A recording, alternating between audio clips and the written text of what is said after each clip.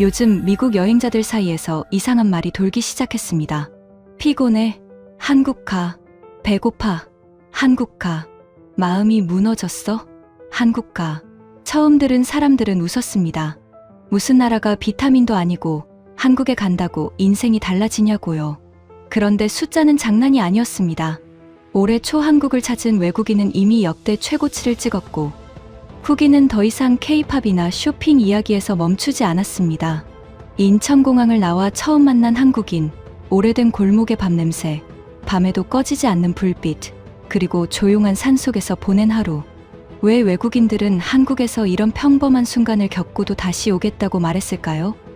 그 6가지 이유가 지금부터 열립니다. 한국 최고라고 댓글을 남겨주세요. 여러분의 구독과 좋아요는 아주 큰 힘이 됩니다. 외국인들이 왜 지금 이렇게 한국으로 몰려드는 걸까요? K-팝 때문일까요? 쇼핑 때문일까요? 환율이 좋아서일까요? 아니면 사회관계망 사진 몇 장이 사람들을 움직인 걸까요? 저는 처음에 그렇게 생각했습니다. 한국을 다녀온 외국인들의 후기는 조금 들떠 있었고 어떤 말들은 지나치게 감정적이었거든요. 그런데 한국에 도착한 첫날 밤, 제 수첩을 다시 펼쳐보다가 저는 손이 멈췄습니다. 제가 비웃던 사람들과 비슷한 문장을 제 손으로 쓰고 있었던 겁니다. 저는 한국을 싫어한 사람이 아니었습니다. 다만 평생 여러 도시의 관광붐을 촬영하고 유행이 어떻게 만들어지는지 가까이서 온 사람이었어요. 어느 도시는 음악으로 뜨고, 어느 도시는 쇼핑거리로 뜨고, 어느 도시는 값싼 물가와 멋진 사진으로 갑자기 유명해집니다. 하지만 화면 밖으로 나가보면 여행자는 결국 자기 짐을 끌고 길을 찾고 밥을 먹고 밤이 되면 몸의 피로를 감당해야 하잖아요. 그래서 저는 한국행 열풍도 한동안은 잘 만든 이미지에 가까울 거라고 생각했습니다. 출발 전 저는 외국인 여행자들의 글을 꽤 많이 읽었습니다. 677만이라는 숫자도 눈에 들어왔지만 숫자보다 저를 불편하게 만든 건 반복되는 문장이었어요. 사람들은 자꾸 이렇게 말했습니다. 한국에서만 볼 수 있다는 그 무언가. 저는 그 표현이 싫었습니다. 너무 감정적이고 증명하기 어렵고 카메라로 잡기 힘든 말이었기 때문입니다. 그래서 이번 여행은 제게 단순한 가족 여행이 아니었습니다. 제 아내 메리와 제 딸 에밀리와 함께 가는 일정이었지만 제 마음속에서는 하나의 확인 작업이었죠. 저 사람들이 정말 무언가를 본 걸까? 아니면 여행 첫날의 흥분을 너무 크게 말한 걸까? 제가 더 의심했던 이유도 있었습니다. 여행 붐이 시작될 때 사람들은 대개 비슷한 말을 합니다. 가기 전에는 다들 특별하다고 하고 돌아와서는 꼭 다시 가야 한다고 하죠. 하지만 제가 촬영 현장에서 본 여행지는 조금 달랐습니다. 카메라가 꺼지면 긴 줄이 보이고 말이 안 통해서 굳은 표정이 보이고 가족끼리 작은 일로 다투는 순간이 보입니다. 저는 그런 뒷부분까지 봐야 믿는 사람이었습니다. 그래서 한국에 몰린다는 사람들의 말도 화려한 앞부분이 아니라 피곤한 뒷부분에서 확인해야 한다고 생각했어요. 에밀리는 한국 여행을 오래 준비했습니다. 비행기표부터 숙소 위치까지 꼼꼼하게 확인했고 제게는 여러 번 기대해도 된다고 말했어요. 저는 웃으며 대답했습니다. 기대는 하겠지만 확인은 따로 해야지. 메리는 긴 비행을 더 걱정했습니다. 낯선 나라에 도착하자마자 큰 짐을 끌고 헤매면 어쩌나, 말이 안 통하면 어쩌나, 밤에 피곤해지면 어쩌나 하는 걱정이 먼저였죠. 사실 저도 같은 걱정을 했습니다. 좋은 홍보 영상은 공항 문을 나서는 순간까지는 되게 멋져 보이거든요. 문제는 그 다음입니다. 비행기 안에서도 저는 휴대전화에 저장해 둔 여행자 후기를 다시 읽었습니다. 어떤 사람은 한국에 가면 이상하게 마음이 놓인다고 했고, 어떤 사람은 처음 가는 나라인데도 며칠 살아본 곳 같았다고 했습니다. 저는 그 문장들 옆에 짧게 적었습니다. 과장 가능성, 여행 후 흥분, 촬영 확인 필요. 지금 생각하면 조금 민망하지만 그때의 저는 꽤 단단했습니다. 여행자들의 감정과 제 판단 사이에 선을 그어놓고 있었으니까요. 긴 비행 끝에 한국에 도착했을 때 제 몸은 이미 지쳐 있었습니다. 어깨는 굳어 있었고 메리는 무릎을 천천히 폈습니다. 에밀리는 앞장서서 움직였지만 저는 일부러 주변을 더 차갑게 보려고 했어요. 표지판은 눈에 잘 들어오는지, 짐을 끌고 움직이는 길은 끊기지 않는지, 사람이 많은 곳에서 가족이 서로 놓치지 않을 수 있는지, 저는 감탄하려고 온 게 아니라 확인하려고 온 사람이었으니까요. 처음 눈에 들어온 건 화려한 풍경이 아니었습니다. 오히려 아주 실무적인 것들이었어요. 방향을 가리키는 색, 바닥에 이어지는 표시, 짐을 든 사람이 멈추지 않게 놓인 길, 멀리서도 알아볼 수 있는 안내판 같은 것들이었습니다. 저는 속으로 중얼거렸습니다. 이 정도는 어느 공항이나 하려고 하지. 그렇게 넘기려 했습니다. 하지만 이상하게도 하나를 지나면 다음 하나가 자연스럽게 이어졌습니다. 메리가 어디로 가야 하느냐고 묻기 전에 에밀리가 손가락으로 가리킬 무언가가 이미 보였습니다. 저는 일부러 가족보다 반걸음 뒤에서 걸었습니다. 앞에서 길을 찾는 사람보다 뒤에서 흔들리는 사람을 보면 그 도시가 여행자를 얼마나 피곤하게 만드는지 더 잘 보이거든요. 메리의 손이 가방 손잡이를 자주 고쳐 잡는지, 에밀리가 자꾸 휴대전화를 확대하는지, 제가 한 번에 이해하지 못해도 다시 확인할 여지가 있는지 그런 것들을 봤습니다. 그런데 이상하게도 짜증이 쌓일 틈이 적었습니다. 누군가 친절하게 설명해서라기보다 다음 행동이 너무 늦게 나타나지 않았기 때문입니다. 짐이 3개였습니다. 큰 가방 2개와 작은 가방 하나였죠. 저는 그런 순간을 잘 압니다. 여행의 첫 불만은 대단한 사건에서 시작되지 않습니다. 손잡이가 걸리고 계단 앞에서 멈추고 가족 중 한 사람이 뒤처지고 그때부터 말투가 날카로워지는 겁니다. 그런데 그날은 그런 식으로 흐르지 않았습니다. 물론 완벽했다는 뜻은 아닙니다. 사람은 많았고 긴 비행 뒤라 제 머리도 둔했습니다. 그런데 적어도 길이 우리를 자꾸 막아서지는 않았어요. 숙소로 가는 이동 중에 저는 시계를 여러 번 봤습니다. 처음 보는 나라에서는 시간이 흘러가는 느낌이 다릅니다. 10분이 30분처럼 느껴지고 잘못한 건 아닌지 자꾸 의심하게 되죠. 그런데 우리는 멈칫할 때마다 다시 움직였습니다.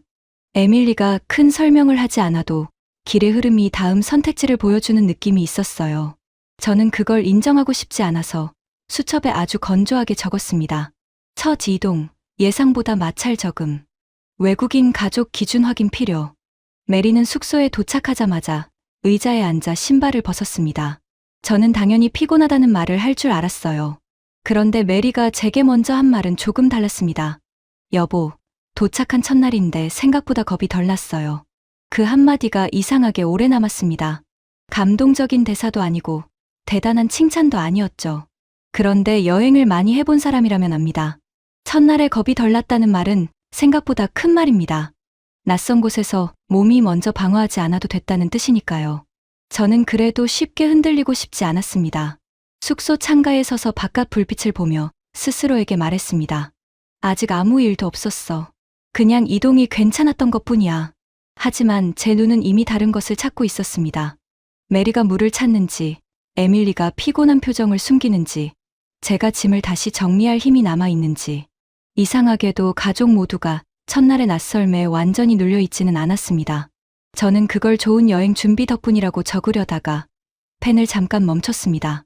밤이 깊어졌을 때 저는 습관처럼 촬영한 장면과 수첩을 다시 확인했습니다. 별일 없는 하루처럼 보였습니다. 큰 사건도 없고 누가 우리를 극적으로 도와준 것도 아니었고 눈물을 흘릴 만한 순간도 없었습니다. 그런데 수첩에는 작은 문장들이 생각보다 많이 남아 있었어요. 길이 끊기지 않았다. 짐든 사람의 움직임이 덜 거칠었다. 메리가 덜 겁났다고 했다. 처음 온 도시인데 첫날부터 버티는 느낌이 아니었다. 저는 그 문장들을 읽다가 얼굴이 뜨거워졌습니다. 왜냐하면 제가 싫어하던 후기와 제 문장이 닮아 있었기 때문입니다. 한국에서만 볼 수 있다는 그 무언가. 저는 그 말을 과장이라고 생각했는데 제 수첩은 이미 다른 방식으로 같은 곳을 향하고 있었습니다. 아직 결론을 낼 수는 없었습니다. 하루 만에 한 나라를 말하는 건 성급한 일이니까요. 하지만 적어도 한 가지는 분명했습니다. 제가 확인하러 온 건 한국의 화려한 장면이 아니었습니다. 낯선 사람이 첫날부터 덜 무너지는 이유. 그것이 제 앞에 아주 작은 증거들로 쌓이고 있었습니다. 그날 밤 메리가 잠든 뒤 에밀리가 조용히 물었습니다. 아빠, 아직도 다들 과장한다고 생각해요. 저는 바로 대답하지 못했습니다. 대신 수첩을 덮고 말했습니다. 모르겠다. 그런데 이상하긴 하구나. 내가 쓰는 말이 조금 바뀌고 있어. 에밀리는 더 설명하지 않았습니다. 그냥 내일은 제가 덜 도와드릴 거예요. 하고 웃었습니다. 그 말을 듣는 순간 저는 괜히 긴장했습니다. 첫날에는 딸의 손가락을 따라가면 됐습니다. 하지만 다음에는 제가 직접 움직여야 했고 그때 제 의심은 훨씬 더 크게 흔들리게 됩니다. 다음 날 아침, 에밀리는 정말로 손을 덜 내밀었습니다. 숙소에서는 갈 곳과 큰 방향만 알려주고 지하철역 입구가 보이자 휴대전화를 가방 안에 넣었습니다. 아빠, 오늘은 먼저 찾아보세요. 아주 위험할 때만 말할게요. 메리는 제 옆에 섰고 저는 화면 밖에서 보던 길 잃은 여행자가 된 기분이었습니다. 차로움 내려간 역은 생각보다 넓었습니다. 벽에는 노선색이 여러 줄로 지나가고 바닥에는 화살표가 붙어 있었고 머리 위 안내판에는 다음 방향이 계속 나타났습니다. 하지만 한글이 먼저 눈에 들어오면 마음이 굳습니다. 저는 노선도를 보며 속으로 중얼거렸습니다. 이건 미로 같은데 원래 같았으면 바로 에밀리에게 물었을 겁니다. 저는 일단 색을 붙잡았습니다. 우리가 타야 할 줄은 초록색이었고 중간에서 파란색으로 갈아타야 했습니다. 목적지 이름은 정확히 읽기 어려웠지만 번호는 볼 수 있었습니다. 메리가 옆에서 말했습니다. 여보, 여기는 초록색이 맞는 것 같아요. 저쪽 화살표가 같은 색이네요. 딸이 설명하지 않아도 우리 둘이 한 조각씩 맞춰 가고 있었습니다. 열차 안에서 저는 창문에 비친 제 얼굴을 봤습니다. 긴장했지만 완전히 겁먹은 표정은 아니었습니다. 사실 저는 외국인 가족이 복잡한 지하철에서 길을 잃고 딸이 결국 다시 나서고 제가 수첩에 도시 안내의 한계를 적는 장면을 기대했습니다. 그런데 불안이 생길 때마다 다음 역 이름, 환승 표시, 같은 색의 선, 방향 화살표가 하나씩 보였습니다. 완벽하게 이해하지는 못했지만 완전히 버려진 느낌도 아니었습니다. 환승역에 도착하자마자 문제가 생겼습니다. 사람들의 흐름을 따라가다가 저는 왼쪽 계단으로 내려가려 했습니다. 그때 메리가 제 팔을 살짝 잡았습니다. 여보, 저쪽에도 파란색이 있어요. 다시 보니 안내판의 방향 이름이 둘로 나뉘어 있었고 제가 가려던 쪽은 목적지 방향이 아니었습니다. 방금 반대편 승강장으로 갈 뻔한 겁니다. 에밀리는 아무 말도 하지 않았습니다. 저는 안내판과 바닥 화살표를 한 번 더 보고 말했습니다. 아니야, 이쪽이 아니네. 저쪽으로 가야 해. 갈아타는 통로는 길었습니다. 에스컬레이터를 타고 복도를 지나고 또 한 번 방향 표시를 봐야 했습니다. 저는 색이 맞는지, 번호가 맞는지, 승강장 문 위에 표시가 같은지 계속 확인했습니다. 목적지 역에서 출구 번호를 찾을 때도 잘못된 통로로 들어갈 뻔했지만 이번에는 멈추는 시간이 더 짧았습니다. 제가 먼저 돌아서자 에밀리가 뒤에서 말했습니다. 맞아요, 아빠. 그 한마디가 조금 민망했지만 기분이 나쁘지 않았습니다. 밖으로 나왔을 때 저는 괜히 크게 숨을 쉬었습니다. 대단한 모험도 아니고 딸은 가까이에 있었고 우리는 어려운 곳까지 간 것도 아니었습니다. 그런데도 제 안에서는 작은 선이 하나 넘어가 있었습니다. 저는 지하철 기술보다 제 반응 때문에 놀랐습니다. 저는 포기할 준비를 하고 있었는데 길은 포기하지 않아도 될 만큼만 계속 단서를 주고 있었습니다. 혼란을 찍으려던 카메라에는 당황한 가족이 아니라 잠깐 멈췄다가 다시 움직이는 가족이 남았습니다. 적어도 그 오전의 동선 안에서 한국은 우리를 도시 밖으로 밀어내지 않았습니다. 그게 제게는 이상한 굴욕이었습니다. 저는 낯선 언어 앞에서 커지는 공포를 찍고 싶었는데 실제 화면 속 제 불안은 생각보다 작았습니다. 당황은 했지만 무너지지는 않았고 틀릴 뻔했지만 바로잡을 여지가 있었습니다. 여행자에게 필요한 건 언제나 완벽한 설명이 아니라 다시 확인할 수 있는 표시일 때가 많습니다. 저는 근처 벤치에 앉아 수첩을 폈습니다. 어젯밤에는 첫 이동, 예상보다 마찰 저금이라고 적었습니다. 이번에는 처음에 환승 체계, 외국인 사용성 양호라고 적으려다가 지웠습니다. 너무 보고서 같았고 실제로 느낀 것과 달랐습니다. 잠깐 망설이다가 이렇게 적었습니다. 말을 다 몰라도 길이 사람을 포기하게 만들지는 않았다. 메리는 제 옆에서 말했습니다.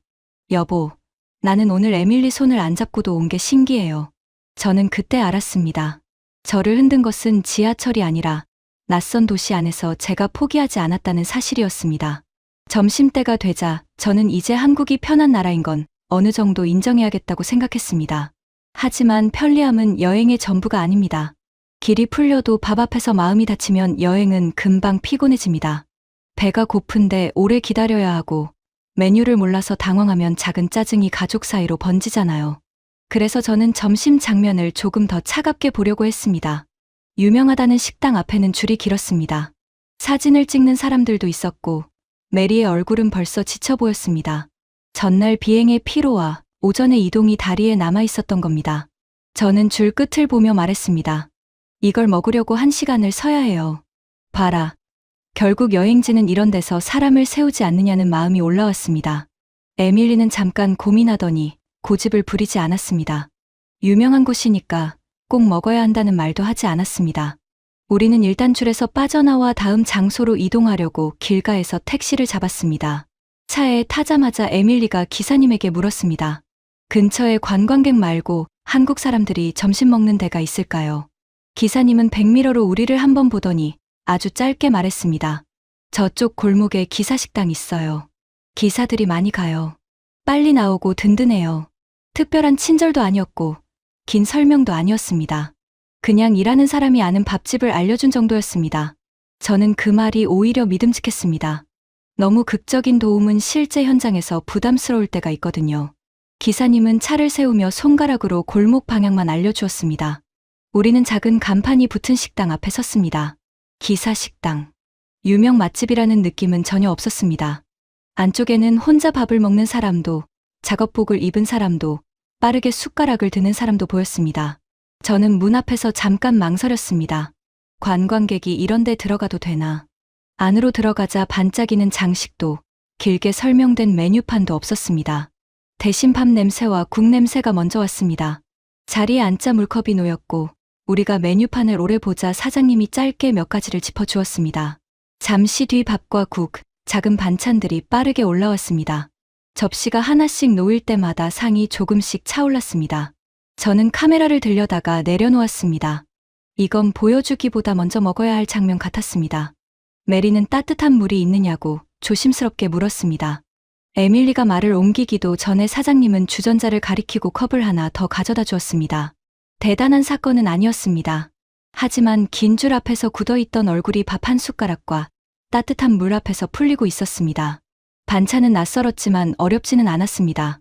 젓가락으로 조금씩 집어 먹다 보니 빈 접시가 생겼고 사장님은 지나가다가 말없이 조금 더 채워주었습니다. 메리는 저를 보며 말했습니다. 여보, 이건 누가 집에서 차려준 것 같아요. 저는 그때 제가 한국 음식을 얼마나 좁게 생각했는지 알았습니다. 유명한 식당, 긴 줄, 예쁜 사진, 관광객이 기대하는 장면. 그런 것들로만 한국의 밥을 생각했던 겁니다. 그런데 이곳의 보상은 화려한 맛이 아니었습니다. 빨리 나온 밥, 몸을 데우는 국, 조금씩 놓인 반찬, 빈 접시를 보고 다시 채워주는 손. 피곤한 사람에게 따뜻한 물이 먼저 닿는 순간이었습니다. 한국이 우리에게 준 세 번째 답은 사람들이 매일 밥을 먹는 자리 안에 있었습니다. 식사를 마치고 나오며 저는 또 수첩을 폈습니다. 처음에는 관광객용 감성 아님, 현지 식사 경험이라고 쓰려 했습니다. 그런데 그 말도 충분하지 않았습니다.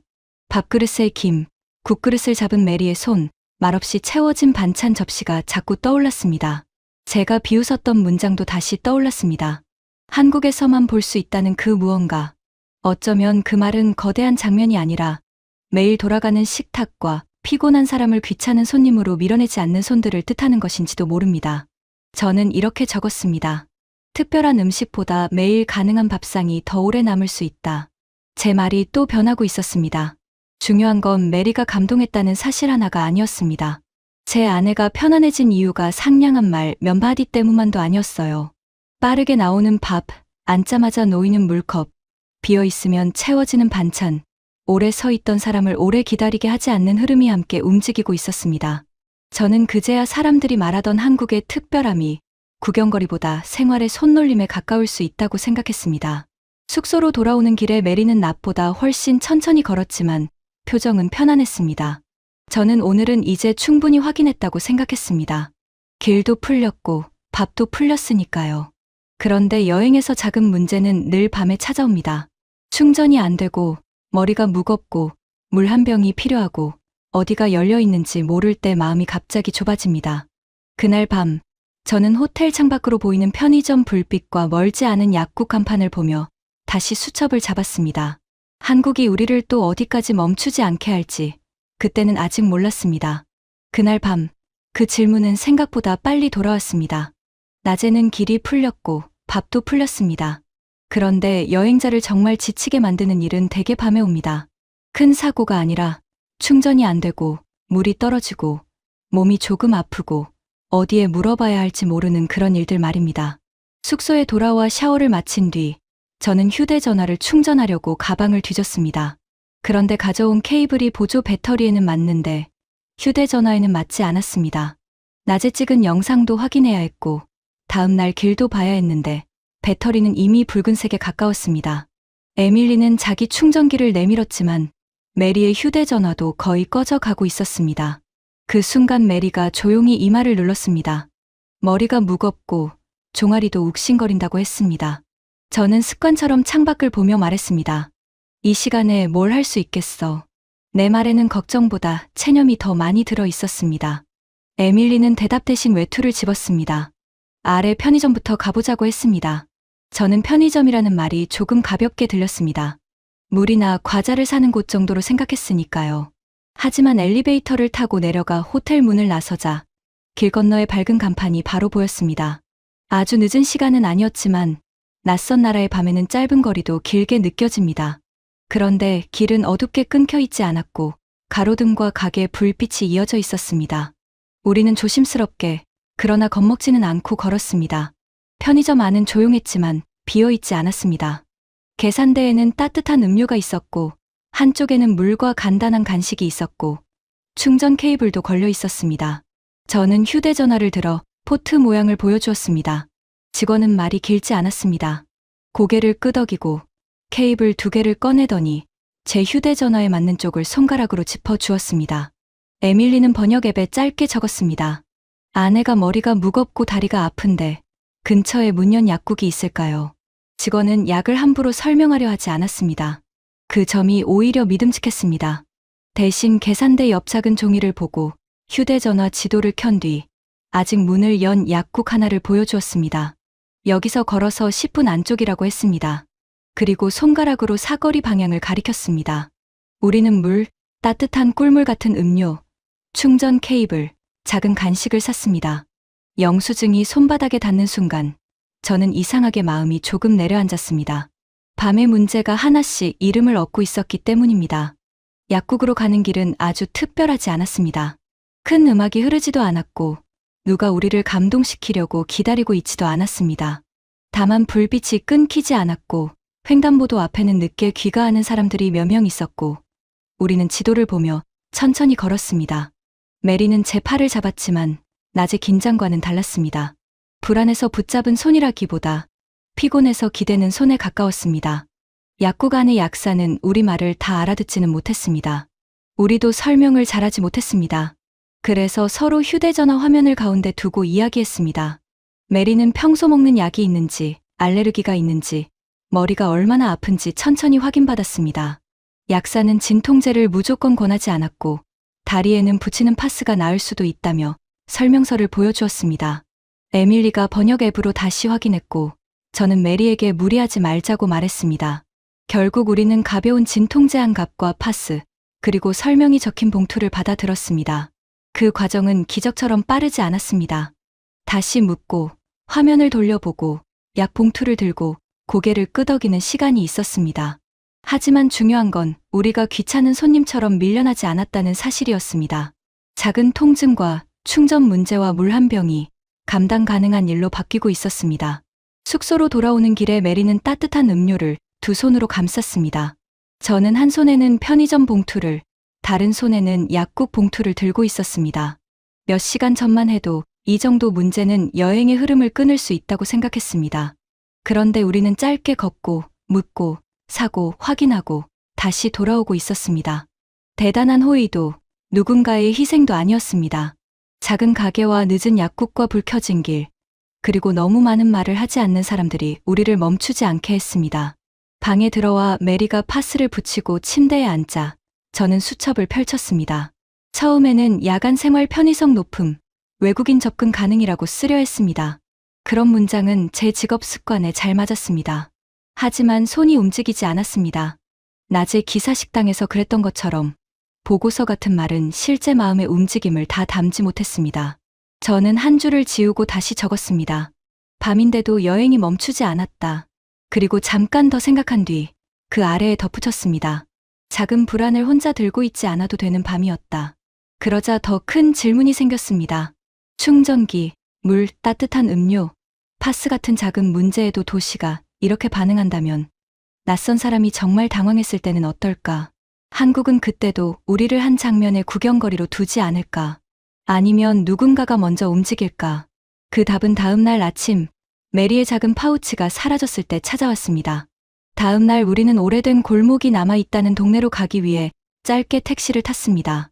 에밀리는 다음 일정이 조금 조용할 거라고만 말했습니다. 전통적인 공간을 걸어보고 가능하면 오래된 집에서 차를 마셔보자고 했습니다. 저는 전날 밤의 일 때문에 마음이 조금 풀려 있었지만 여전히 조심스러웠습니다. 작은 친절과 도시의 편리함은 인정할 수 있어도 낯선 나라에서 물건을 잃어버리는 일은 전혀 다른 문제라고 생각했습니다. 택시에서 내린 뒤 우리는 길모퉁이의 작은 찻집 앞에서 잠시 멈췄습니다. 메리가 가방을 정리하려고 손을 넣더니 움직임이 멈췄습니다. 작은 파우치가 없다고 했습니다. 처음에는 다른 칸에 들어갔겠지 싶었습니다. 그래서 메리는 가방 안쪽 주머니를 열고 바깥 주머니를 열고 손수건과 약 봉투 사이까지 다시 뒤졌습니다. 그런데 없었습니다. 여권 사본, 호텔 카드, 전날 약국에서 받은 약 봉투, 작은 현금이 한꺼번에 사라진 겁니다. 메리의 손끝이 갑자기 느려졌고 제 목 안쪽이 바짝 말랐습니다. 저는 바로 택시 뒷좌석을 떠올렸습니다. 내릴 때 메리가 가방을 무릎 위에 올렸고 제가 먼저 문을 열었습니다. 그 짧은 장면이 머릿속에서 몇 번이나 다시 돌아갔습니다. 동시에 예전 촬영 현장의 장면들이 떠올랐습니다. 외국인이 물건을 잃어버리고 말이 통하지 않아 손짓만 커지고 주변 사람들은 난감한 표정으로 물러서고 여행자의 얼굴에 피로와 분노가 번지는 장면 말입니다. 그런 장면은 화면에 잘 잡힙니다. 솔직히 말하면 저는 그런 순간을 직업적으로 좋아한 적이 있었습니다. 낯선 도시의 약점을 보여주는 증거라고 생각했으니까요. 그런데 이번에는 그 화면 안에 제 아내가 서 있었습니다. 카메라를 들 수가 없었습니다. 들고 싶다는 반사가 먼저 온 것도 부끄러웠습니다. 메리는 자꾸 미안하다고 했고 에밀리는 택시가 어느 쪽으로 갔는지 보려고 골목 입구까지 뛰어갔습니다. 이미 차는 보이지 않았습니다. 저는 주머니를 뒤져 영수증을 찾기 시작했습니다. 몇 초가 길게 늘어졌습니다. 다행히 바지 주머니 안쪽에서 접힌 종이가 잡혔지만 숫자를 한 번에 읽지 못했습니다. 손이 흔들렸기 때문입니다. 그때 찻집 직원이 문을 열고 나왔습니다. 메리의 표정과 제 손에 들린 영수증을 번갈아 보더니 먼저 우리를 안쪽 의자에 앉혔습니다. 에밀리가 번역 앱으로 상황을 설명하자 직원은 고개를 끄덕이고 영수증을 탁자 위에 펼쳤습니다. 차량 번호, 시간, 회사 연락처를 손가락으로 하나씩 짚었습니다. 그리고 자기 휴대전화로 전화를 걸었습니다. 대단한 말이나 위로가 먼저 나온 게 아니었습니다. 어디에 연락해야 하는지, 무엇을 확인해야 하는지부터 차례로 잡아주었습니다. 첫 통화는 짧게 끝나지 않았습니다. 직원은 우리말을 옮기고 상대가 묻는 말을 다시 번역 앱에 찍어 보여주었습니다. 택시 기사는 아직 다음 손님을 태운 상태라 바로 확인할 수 없고 손님을 내려준 뒤 뒷좌석과 바닥을 보겠다고 했습니다. 그 말을 듣는 순간 안심보다 더 큰 불안이 올라왔습니다. 영수증은 있어도 물건이 없으면 아무 소용이 없지 않나. 저는 습관처럼 이 장면의 제목을 떠올렸습니다. 분실물 대응, 언어 장벽, 외국인 스트레스. 너무 익숙한 제목이라 더 싫었습니다. 기다리는 동안 직원은 메리 앞에 따뜻한 물을 놓았습니다. 괜찮다는 말을 길게 하지 않았습니다. 대신 전화가 올 때마다 손가락으로 순서를 보여주었습니다. 지금은 기사님이 이동 중입니다. 다음에는 차 안을 확인합니다. 없으면 회사에 다시 기록을 남깁니다. 옆 테이블에 있던 중년 남성도 다가와 번역 앱으로 조용히 물었습니다. 택시 영수증이 있으면 차량을 찾을 수 있고 기사님이 확인하면 다음 단계가 생긴다고 했습니다. 그 말은 큰 위로는 아니었지만 이상하게 숨을 쉬게 했습니다. 막연한 친절이 아니라 절차가 있었기 때문입니다. 두 번째 전화가 왔을 때 저도 모르게 카메라 쪽으로 손이 갔습니다. 이런 순간을 찍어두면 나중에 설명하기 쉽습니다. 불안한 얼굴, 탁자 위의 영수증, 번역 앱 화면, 전화기를 붙잡은 직원의 손. 그런데 손이 멈췄습니다. 제가 찍으려던 것은 사실 한국의 실패가 아니었습니다. 실패할지도 모른다는 기대였습니다. 그걸 깨닫자 얼굴이 뜨거워졌습니다. 저는 카메라를 내려놓고 메리의 가방을 다시 한번 함께 확인했습니다. 직원은 통화를 마치고 말했습니다. 기사님이 차를 세우고 봤는데 좌석 위에는 없다고 했습니다. 그 한마디에 메리의 어깨가 더 내려갔습니다. 저도 속으로 끝났다고 생각했습니다. 그런데 직원은 전화를 끊지 않고 다시 물었습니다. 바닥 아래쪽도 봐달라고, 앞좌석 밑으로 밀렸을 수도 있다고, 작은 천 파우치라고 차분히 설명했습니다. 기사님은 조금 뒤 다시 연락하겠다고 했습니다. 10분이 또 지나갔습니다. 저는 창밖을 보다가 탁자 위의 영수증을 보다가 메리의 손을 보았습니다. 여행자의 공포는 큰 사고에서만 오는 게 아니었습니다. 작은 물건 하나가 사라졌을 뿐인데 낯선 도시 전체가 갑자기 멀어지는 느낌이 들었습니다. 세 번째 전화가 왔을 때 직원의 얼굴이 먼저 풀렸습니다. 파우치가 뒷좌석 아래 깊숙한 곳에 있었다고 했습니다. 기사님이 차를 다시 세우고 손을 넣어 확인했다고 했습니다. 근처를 다시 지나는 길이라 조금만 기다리면 가져다 줄 수 있다고 했습니다. 너무 잘 맞아떨어지는 우연처럼 보일까봐 저는 오히려 조심스러웠습니다. 하지만 사실은 우연보다 절차에 가까웠습니다. 영수증이 있었고 직원이 차량 번호를 확인했고 기사님이 이동 뒤에 차를 살폈고 한번 찾지 못했을 때 다시 바닥까지 확인했습니다. 누가 멋진 말을 해서 해결된 게 아니라 각자가 다음 단계를 놓지 않았습니다. 택시가 골목 입구에 다시 섰을 때 메리는 거의 뛰듯이 나갔습니다. 기사님은 창문을 내리고 작은 파우치를 건넸습니다. 먼저 안을 확인해 보라고 했고 메리는 떨리는 손으로 지퍼를 열었습니다. 여권 사본도, 호텔 카드도, 약 봉투도 그대로 있었습니다. 작은 현금 봉투까지 그대로였습니다. 에밀리가 고맙다고 말했고 저는 지갑을 꺼내 사례를 하려 했습니다. 기사님은 손을 저으며 받지 않았습니다. 대신 영수증은 꼭 챙기라고 짧게 말했습니다. 그 말이 이상하게 현실적이어서 더 오래 남았습니다. 영웅적인 말이 아니라 다음에 당황하지 말라는 생활의 조언 같았습니다. 찻집으로 돌아오자 직원은 메리의 얼굴을 보고 먼저 웃었습니다. 우리는 차 한 잔을 주문했고 한동안 아무 말 없이 앉아 있었습니다. 제 안에서는 부끄러움이 천천히 내려앉았습니다. 저는 외국인의 당황을 장면으로 만드는 일에 익숙했습니다. 말이 막히고 손짓이 커지고 누군가 실수하는 순간을 보면 카메라가 먼저 움직였습니다. 그런데 이곳에서는 제 의심이 결론이 되기 전에 사람들이 움직였습니다. 문제를 재미있는 구경거리로 만들기보다 확인할 수 있는 일과 기다릴 수 있는 일과 다시 물어볼 수 있는 일로 나누어 들었습니다. 수첩을 꺼냈습니다. 이번에도 처음 문장은 차가웠습니다. 분실물 회수, 택시 영수증 중요, 현지인 중재 효과. 틀린 말은 아니었습니다. 하지만 그 문장을 보고 있자니 방금 메리의 흔들리던 손과 찻집 직원의 물 한 잔과 기사님의 짧은 조언이 모두 빠져 있었습니다. 저는 그 아래에 다시 적었습니다. 이곳에서는 낯선 사람의 작은 공포가 누군가의 귀찮은 일이 아니라 함께 풀 수 있는 일이 되기도 한다. 그 문장을 쓰고 나니 전날 밤의 질문이 조금 답을 얻은 것 같았습니다. 한국이 우리를 붙잡은 건 빠른 계산대나 밝은 간판만이 아니었습니다. 작은 시스템 뒤에 사람이 있었고 사람 뒤에는 오래 반복되어 온 생활의 방식이 있었습니다. 저는 아직 그 이름을 몰랐습니다. 정이라고 부르기에는 너무 쉽게 말하는 것 같았고 친절이라고만 하기에는 너무 실무적이었습니다. 다만 분명한 건 제 카메라와 수첩이 같은 방향으로 밀리고 있다는 사실이었습니다. 처음에는 실패를 잡으려 했는데 자꾸 실패가 작아지는 과정을 잡고 있었습니다. 찻집을 나설 때 에밀리는 골목 안쪽을 가리켰습니다. 이제 조금 더 조용한 곳으로 가자고 했습니다. 오래된 돌담과 낮은 처마가 이어진 길 끝에서 한국의 시간이 조금 다른 속도로 흐르는 것처럼 보였습니다. 저는 파우치를 꼭 쥔 메리의 손을 보고 다시 수첩을 닫았습니다.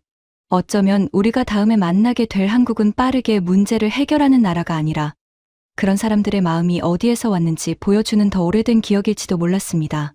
골목 안으로 몇 걸음 더 들어가자 방금까지의 소란이 뒤로 조금씩 멀어졌습니다. 돌담은 높지 않았고 처마는 낮았고 창문 안쪽에는 오래된 나무 탁자가 보였습니다. 에밀리는 여기가 아주 유명한 관광지는 아니라고 했습니다. 오래된 집을 고쳐 차를 내는 곳이고 동네 사람들도 조용히 들르는 곳이라고 했습니다. 저는 그 말이 오히려 마음에 들었습니다. 유명하다는 말보다 누군가에게는 그냥 익숙한 자리라는 말이 더 믿음직했으니까요. 문을 열고 들어가자 작은 종소리가 났습니다. 안쪽에 있던 나이 든 여주인은 우리 얼굴을 보고 먼저 신발 벗는 곳을 손으로 가리켰습니다. 말은 길지 않았습니다. 천천히 앉으세요. 에밀리가 옮겨주지 않아도 그 뜻은 몸짓만으로 알 수 있었습니다. 여주인은 메리의 걸음이 조금 느린 것을 보고 낮은 방석을 하나 더 가져왔고 의자를 원하면 옆방에도 자리가 있다고 손으로 알려주었습니다. 파우치를 찾느라 굳어있던 메리의 어깨가 그때 조금 내려갔습니다. 메리는 작은 목소리로 말했습니다. 여보, 여기서는 빨리 안 해도 되겠어요. 그 말이 제게는 방금 전 파우치를 찾았을 때의 안도와는 다른 종류로 들렸습니다. 잃어버린 물건을 찾는 건 문제를 해결하는 일이지만 지친 사람이 속도를 늦추는 건 마음이 허락해야 가능한 일이니까요. 한국은 지금까지 우리를 멈추지 않게 해주었습니다. 그런데 이 방 안에서는 이상하게 멈춰도 괜찮다는 신호를 주고 있었습니다. 차는 아주 천천히 나왔습니다. 여주인은 찻잔을 놓기 전에 작은 천으로 탁자를 한번 닦고 뜨거운 물을 먼저 잔에 돌린 뒤 다시 따라냈습니다. 기다리는 우리에게 설명을 많이 하지 않았습니다. 대신 손의 순서를 보여주었습니다. 물을 데우고 잔을 데우고 차시피 펴질 시간을 두고 마지막에 우리 앞에 내려놓았습니다.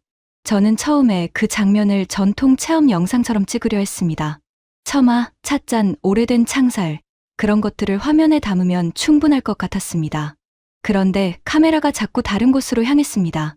메리의 신발을 안쪽으로 가지런히 돌려놓는 손, 뜨거운 잔을 아이 쪽이 아니라 제 쪽으로 먼저 밀어주는 손, 우리가 번역 앱을 켜기도 전에 잠깐 기다려주는 침묵, 작은 상을 옆으로 조금 옮겨 세 사람이 다리를 편하게 둘 수 있게 만드는 움직임. 저는 한국의 오래된 공간을 찍으러 들어온 줄 알았는데 제 화면에는 오래된 건물보다 사람을 앉히는 방식이 더 많이 남고 있었습니다. 벽에는 색이 바랜 사진 한 장이 걸려 있었습니다. 에밀리가 조용히 물어보자 여주인은 그 사진이 오래전 이 집 앞 골목이라고 말했습니다. 길이 지금보다 좁았고 겨울이면 손님들이 문 앞에서 손을 비비며 들어왔다고 했습니다. 그리고는 웃으며 아주 짧게 덧붙였습니다. 추운 날에는 먼저 따뜻한 것을 줘야지요. 그 말은 역사 설명처럼 들리지 않았습니다. 자랑도 아니었습니다. 그냥 오래 해온 일을 말하는 사람의 목소리였습니다. 저는 그 짧은 말 앞에서 이상하게 조용해졌습니다. 한국의 특별함을 찾겠다고 온전은 자꾸 빠른 것들을 세고 있었습니다.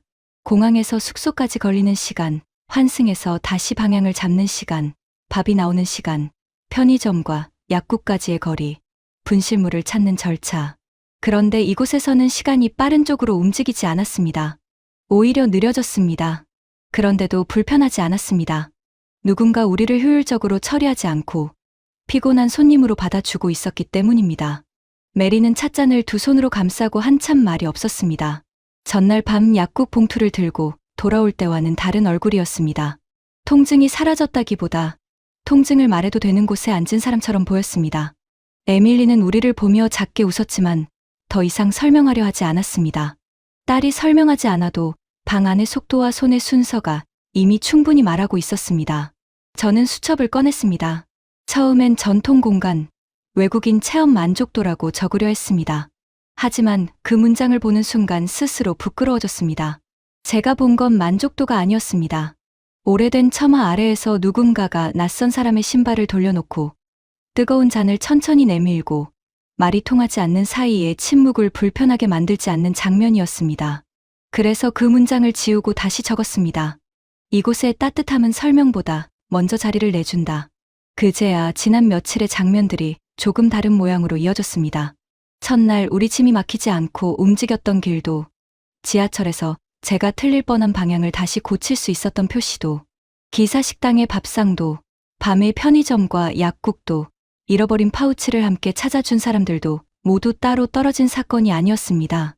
낯선 사람이 완벽하지 않아도 다음 행동을 할 수 있게 해주는 것, 피곤한 사람이 설명을 잘하지 못해도 잠깐 앉을 수 있게 해주는 것, 그 흐름이 빠른 도시의 편리함으로도 나타나고 오래된 방의 차 한 잔으로도 나타나고 있었습니다. 찻집을 나올 때 여주인은 우리 신발을 문 쪽으로 돌려놓고 손을 살짝 흔들었습니다. 저는 그 손을 찍었습니다. 예전에 저라면 문패나 기와나 골목 전체를 넓게 찍었을 겁니다. 여행지의 분위기를 보여주려면 그런 화면이 필요하다고 믿었으니까요. 그런데 이번에는 작은 손짓을 놓치고 싶지 않았습니다. 한국에서만 볼 수 있다는 그 무언가, 저는 아직 그 말의 답을 완전히 닫고 싶지는 않았습니다. 하지만 이제 그 말이 화려한 무대나 유명한 가게를 가리키는 것이 아니라는 사실만은 알 것 같았습니다. 마지막 밤, 숙소로 돌아와 가방을 정리하는 동안 저는 수첩보다 먼저 카메라를 켰습니다. 한국에 오기 전 적어둔 말은 분명했습니다. 과장 가능성, 여행 후 흥분, 촬영 확인 필요. 저는 외국인들이 한국에 대해 너무 쉽게 감동한다고 생각했고, K-팝과 쇼핑과 사진 몇 장이 사람들의 판단을 흔들었다고 봤습니다. 그래서 제 카메라는 사실 조금 못된 기대를 품고 있었습니다. 줄 앞에서 지치는 얼굴, 지하철에서 굳어지는 표정, 밤에 닫힌 문 앞에서 난감해지는 가족, 잃어버린 물건 앞에서 무너지는 여행자. 그런 장면이 나오면 한국행 열풍의 빈틈을 보여줄 수 있다고 생각했습니다. 그런데 화면을 하나씩 넘기자 남아있는 것이 달랐습니다. 공항에서 찍힌 것은 큰 환영 문구가 아니라 짐든 사람이 멈추지 않게 이어지는 길이었습니다. 지하철 화면에는 제가 틀릴 뻔한 순간보다 다시 확인할 수 있게 서 있던 색과 번호가 더 오래 남아 있었습니다. 식당에서는 유명한 간판보다 메리 앞에 놓인 따뜻한 물과 다시 채워진 반찬 접시가 눈에 들어왔습니다. 밤에는 닫힌 문이 아니라 불 켜진 약국과 설명서를 보여 주던 손이 찍혀 있었습니다. 파우치를 잃어버린 장면에서도 화면에 남은 건 혼란의 폭발이 아니었습니다. 탁자 위의 영수증, 전화기를 붙잡은 직원의 손, 기다리는 사람 앞에 놓인 물 한 잔, 다시 골목으로 돌아온 택시였습니다. 저는 그때야 제가 무엇을 잘못 찍으려 했는지 알았습니다. 저는 한국에 실패를 찍으러 온 게 아니라고 말했지만 사실 실패가 나오기를 기다리고 있었습니다. 그런데 제 화면에는 실패가 사라진 것이 아니라 실패가 커지기 전에 작아지는 과정이 남아 있었습니다. 길이 다음 표시를 주고 밥상이 몸을 먼저 데우고 밤에 가게가 작은 통증을 다루고 낯선 사람이 영수증 한 장으로 다음 전화를 걸고 있었습니다. 두 묶음의 증거를 나란히 놓고 보니 수정해야 할 것은 여행자들의 말이 아니라 제 결론이었습니다. 저는 한국행 열풍을 너무 바깥에서 보았습니다. 무대, 쇼핑거리, 영상, 검색량, 관광객 숫자 같은 것들만 증거라고 여겼습니다. 물론 그것들도 사람을 움직이는 이유일 수 있습니다. 하지만 우리 가족을 실제로 붙잡은 건 훨씬 생활에 가까운 것들이었습니다. 처음 온 나라에서 계속 움직일 수 있는 길, 배고플 때 앉을 수 있는 밥상, 밤에 작은 문제를 해결할 수 있는 불빛, 물건을 잃어버렸을 때 물어볼 수 있는 사람, 지쳤을 때 서두르지 않아도 되는 자리였습니다. 다음 날 아침 공항으로 가는 길, 저는 창밖을 보며 이상할 만큼 말이 줄었습니다. 출국하는 날에는 보통 어떤 화면을 앞에 놓을지, 어떤 문장으로 사람들을 설득할지 계산하게 됩니다. 그런데 그날은 계산보다 직업적인 부끄러움이 먼저 왔습니다. 촬영자는 자기가 기대한 결론보다 화면에 남은 사실을 믿어야 합니다. 저는 이 나라를 너무 쉽게 하나의 유행으로 묶어보았습니다. 제가 틀렸다는 말은 과장된 고백이 아니었습니다. 제 일의 방식까지 고쳐야 하는 인정이었습니다. 공항에 도착하자 메리는 캐리어 손잡이를 잡고 잠깐 멈췄습니다. 그리고 짧게 말했습니다. 여기서는 내가 짐이 된 느낌이 덜했어요. 저는 그 말을 듣고 바로 대답하지 못했습니다. 그 한마디 안에 이번 여행에 많은 답이 들어 있었기 때문입니다. 여행에서 나이가 들고 몸이 지치고 말이 부족한 사람은 자주 누군가의 속도를 늦추는 존재가 됩니다. 그런데 메리는 한국에서 그런 부담을 덜 느꼈습니다. 길이 받아주고 식탁이 받아주고 밤에 가게가 받아주고 사람들의 손이 받아준 덕분이었습니다. 에밀리는 제 카메라 화면을 보더니 웃으며 물었습니다. 아빠, 이제 과장이라고는 안 쓰죠? 저는 고개를 끄덕였습니다. 그리고 처음으로 아주 솔직하게 말했습니다. 사람들은 한국을 구경하러만 오는 게 아니었구나. 사진을 찍고 노래를 듣고 쇼핑을 하러 오는 사람도 있겠지. 하지만 그것만으로는 설명이 안 돼. 낯선 채로도 계속 움직이고 먹고 묻고 회복하고 지친 얼굴로도 환대를 받을 수 있으니까 오는 거였어. 그 말을 하고 나니 제목처럼 커 보이던 질문이 오히려 아주 작고 구체적인 화면들로 풀렸습니다. 첫째, 도착한 첫날부터 길이 막히지 않았습니다. 둘째, 지하철에서 틀릴 뻔해도 제가 다시 바로잡을 수 있었습니다. 셋째, 기사 식당의 밥과 반찬은 유명한 맛보다 오래 남았습니다. 넷째, 편의점과 약국은 밤의 작은 불안을 혼자 들고 있게 하지 않았습니다. 다섯째, 잃어버린 파우치는 누군가의 귀찮은 일이 아니라 함께 풀 수 있는 일이 되었습니다. 여섯째, 오래된 찻집의 손길은 빠른 해결, 너머에 있는 한국의 더 오래된 마음을 보여주었습니다. 저는 마지막으로 화면을 멈추고 수첩에 한 줄만 더 적었습니다. 외국인들이 한국에 몰리는 이유는 한 가지 유행이 아니라 낯선 사람도 며칠쯤 생활이 풀리는 경험의 합이다. 좋은 여행지는 다시 가고 싶게 만듭니다. 하지만 어떤 나라는 조금 더 머물며 아침을 먹고 길을 걷고 밤에 불 켜진 가게를 찾고 조용한 방에 앉아 차를 마시는 일상을 상상하게 만듭니다. 제게 한국은 결국 그런 나라로 남았습니다. 처음에 제가 비웃었던 말, 한국에서만 볼 수 있다는 그 무언가는 거창한 구호가 아니었습니다. 빠르게 문제를 해결해주는 능력만도 아니었습니다. 낯선 사람이 실수하고 피곤해하고 말을 더듬고 잠깐 길을 잃어도 다시 움직일 수 있게 해주는 생활의 손들이었습니다. 그리고 그 손들이 아주 새 것처럼 보이는 도시 안에서도 오래된 골목의 찻잔 옆에서도 같은 방향으로 우리를 받아주고 있었습니다. 제가 찍어온 마지막 화면은 그래서 한국의 화려한 증거가 아니라 한국에서 실패가 아주 조용히 작아지는 증거였습니다. 여러분도 한국에서 이런 순간을 느껴보신 적이 있으신가요? 혹은 이 나라에 이런 얼굴을 보여준 장소나 사람이 있다면 댓글로 남겨주세요.